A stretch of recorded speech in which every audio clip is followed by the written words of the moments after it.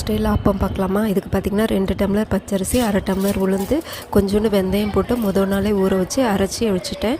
இது பார்த்திங்கன்னா over night இருந்ததுக்கப்புறமா நல்லா பொங்கி வந்திருக்கு. இப்போ இது கூட நான் வெறும் தேங்காய் பால் தான் ஆட் பண்ணுவேன். நிறைய பேர் சாதம்லாம் போடுவாங்க, பட் எனக்கு அந்த டேஸ்ட் பிடிக்காது. வெறும் தேங்காய் பால் மட்டும் அரைச்சி இது கூட ஆட் பண்ணி தனியாக வச்சுருக்கேன். ஸோ இப்போ இதுக்கு ஒரு குருமாவும் தேங்காய் பாலும் ரெடி பண்ணிடலாம். ஸோ தேங்காய் பால் சிம்பிள் தான். தேங்காவை அரைச்சி அது கூட 2 ஏலக்காய் போட்டு சர்க்கரை போட்டு மிக்ஸ் பண்ணோன்னா தேங்காய் பால் இங்கே பார்த்திங்கன்னா சூப்பராக ரெடி ஆகிடுச்சு. ஸோ இதுக்கு சைடில் ஒரு குருமா வச்சு ரெடி பண்ணியிருக்கேன். ஸோ இப்போ ஆப்பத்துக்கு பார்த்திங்கன்னா 1லேருந்து 1.5 டம்ளர் அளவுக்கு மாவு கரண்டியில் எடுத்து நம்ம விடணும். ஸோ இது பார்த்திங்கன்னா ஆப்பச்சட்டி.